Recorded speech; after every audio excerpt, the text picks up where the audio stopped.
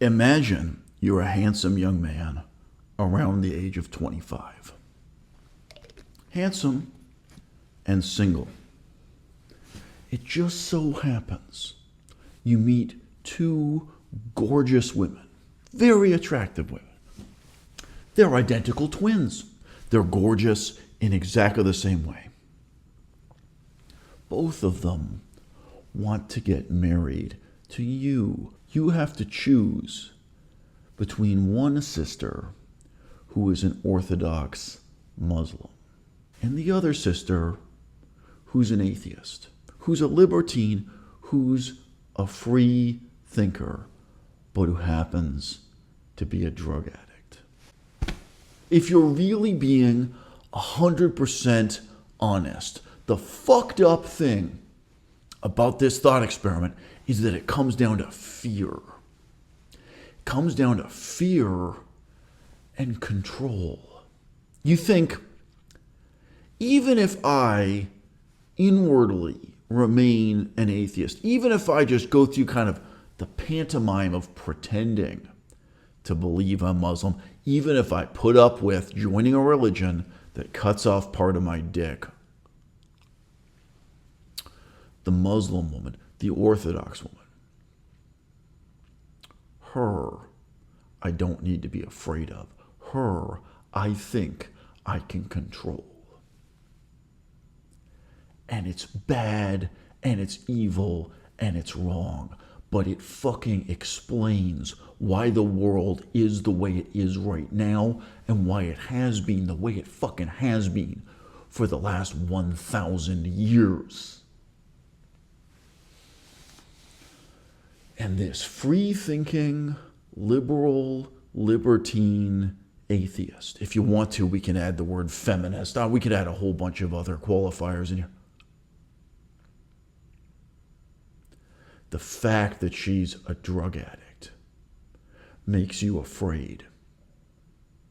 It makes you afraid because that's something, that's someone you can't control. It's a really good sign, guys. It's a really good sign that everything is about to fundamentally change when people go around fucking reassuring you, don't worry, nothing is going to change. Everything will stay the same. Nothing is going to change. Remember when all the fucking pro-marijuana people said, relax.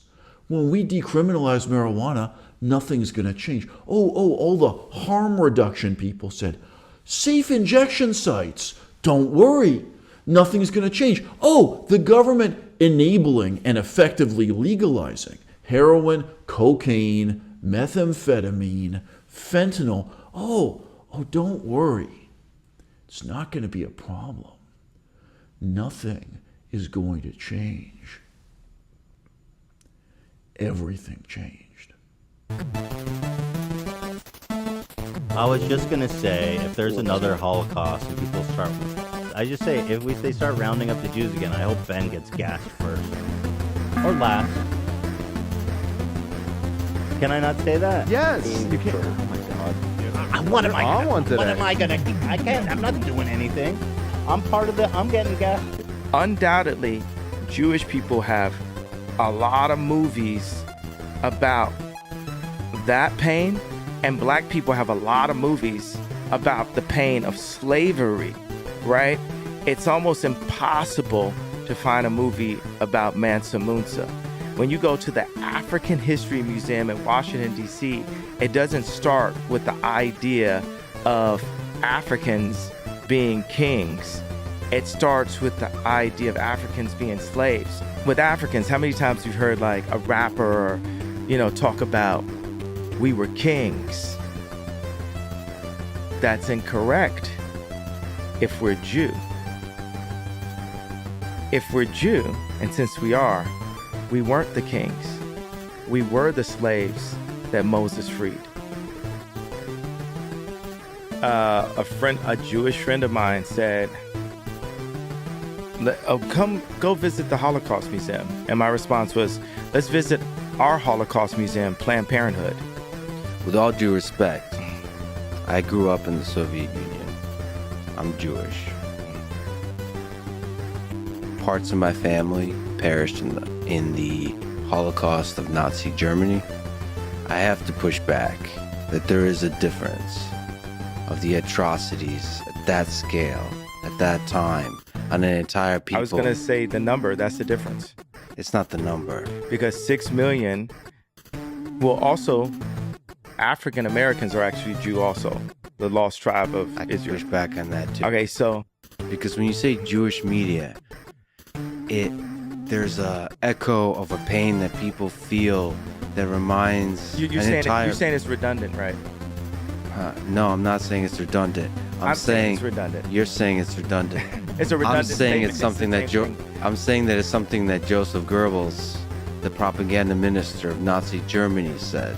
I'm saying it's been said so many times in order to murder and torture Jewish people that it just rings wrong. And that's the just thing. like the N word when spoken by people that have the same skin color as me.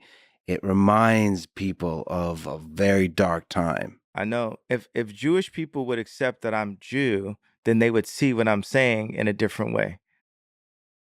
Look, cheating is kind of hot, okay? People who don't need to cheat still cheat because it's kind of hot. I have known rich people who steal. Rich people engage in theft, embezzlement, tax evasion, all kinds of skullduggery when they don't need the money. Okay? Because theft is kind of hot. Right? There are fucking millionaires. They can buy anything in the store they want. But to engage in an act of shoplifting, right, that makes their heart beat faster. I know this is going to sound screwed up. Some of you are too young, you're too naive to fucking relate to this. But even though theft is an act of taking, if you understand that's the only real joy and excitement in that guy's life, do you really want to fucking take it away from him? It's not having money that's hot. It's taking money. It's stealing money. Being born rich is fucking horrible. Okay? Helicopters are terrifying. You know what it's like? You're a little kid and you're hearing that fucking noise. Whoop, whoop, whoop, whoop, whoop. It's fucking deafening. It's cold. The wind is blowing all around you. Your drunken uncle is standing there laughing his ass off saying, "Get in the chopper! Get in the chopper!" Growing up rich is fucking terrible. I wouldn't wish it on my worst enemy, and coincidentally, most of my worst enemies were born rich. No, no, no. What's hot is not earning your own money and then spending it and feeling like you fucking earned it. No, no, no. That's what your parents tell you to believe. That's what your school teachers tell you to believe. That's what the church wants you to believe. If theft wasn't hot, it wouldn't be forbidden. And paradoxically, by making it forbidden, just like cheating on your girlfriend, that only makes it more hot. People who don't understand this, they look at crime and they think, "Oh, isn't it sad? Isn't it tragic? This guy, this criminal, he's like a fucking passive victim of society.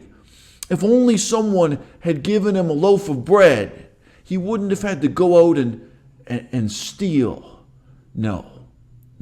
You can be a rich man with a loaf of bread waiting for you at home, and you want to fucking go out and steal an apple. You want to go out and shoplift the most fucking meager bagel from the corner store just so you can have the thrill of theft, the thrill of cheating. At some point, crime becomes an end in itself. So look, I'm cheating on my girlfriend constantly.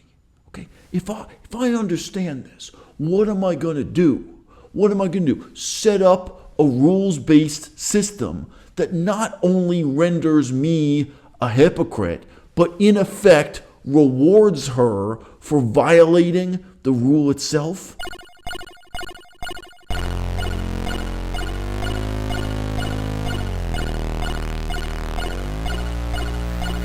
Hello? Hey man, why weren't you at game night last night? Yeah, I'm sorry. To be honest, I haven't left the house in like a week. James, come on man, you gotta get out. Sitting inside ruminating is not gonna do any good. Well, I did leave the house today. That's good. What'd you do? I don't know if I should tell you.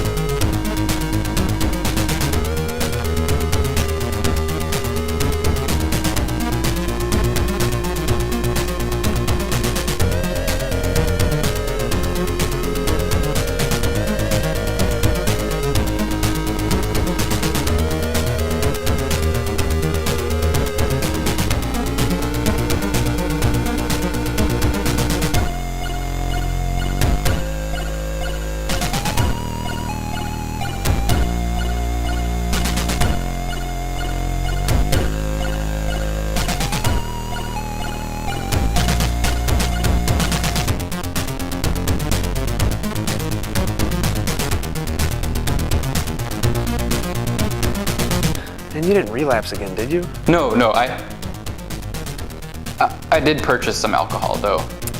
Okay, I'm coming over.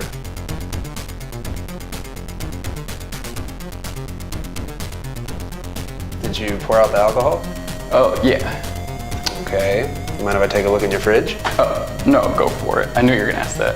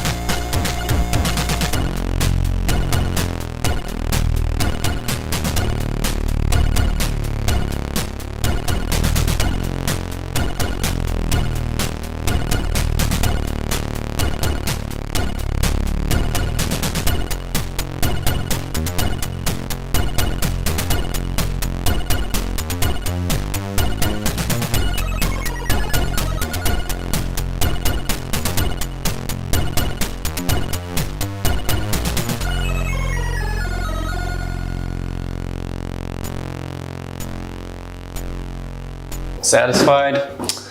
Yeah, man. Sorry, I just, I gotta check. So, what'd you want to give me? All right. Don't write this off immediately, but I really think this can help. Okay.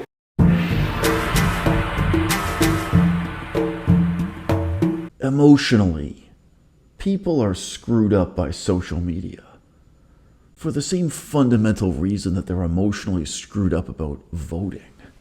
It's like this fundamental delusion that what you want matters just because you sit there fucking wanting it. Your opinion, your feelings, your thoughts won't change anything. The world is only going to change when people force it to. Things only happen when you fucking make it happen. Whether we're talking about the tiny fucking remit of your sex life, your social life, the slightly larger remit of your economic aspirations, in plain language, to make money, whatever the fucking delusory mission is that you're on, to make the world a better place. Frank talks to me. Frank, of all fucking people, says to me, hey, you know your girlfriend? I'm like, yeah, Frank. I know my girlfriend. She's kind of high. So, you know, I follow her on social media. I see what she's doing on Instagram. I follow her quite closely. I'm like, yeah, Frank, I know. It's like discount skin tight yoga pants warehouse over here. That's my girlfriend. You can see every nook and cranny. It's kind of hot. It's like, I see the comments she's making. I see this other guy like responding to the comments and the way she responds to him. Dude, I'm certain your girlfriend is cheating on you. Like, I've seen it, man. She's sleeping with your best friend. Seriously, Frank. Like, people, they're so screwed up. The way they live with social media, the way they see whatever the fuck it is they want to see. I'm like, Frank, this guy she's fucking. Like, you really think he's my best friend? Don't write this off immediately, but I really think this can help. Okay.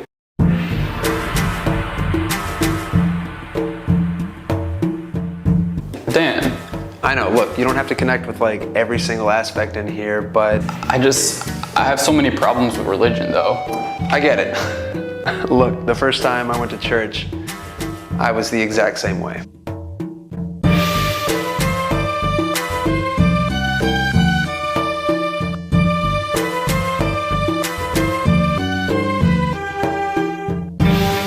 But when I was most depressed after my breakup, this really helped. It really got me through those like hopeless moments, and it helped me just discover that there's a bigger purpose. It's hard to get on board with something when there's been so many wars waged in the name of religion.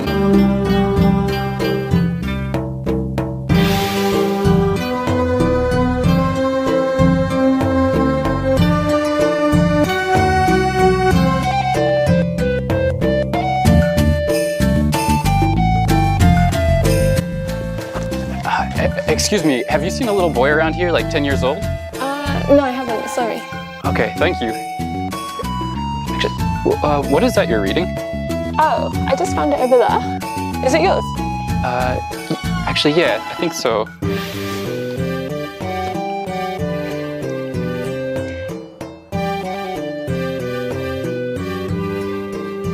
Actually, you know what? I think it served its purpose for me. Here, you can have it. Are you sure? Yeah, for sure. Cool, thank you so much. Yeah. Hey, Scotty. Jesus, man.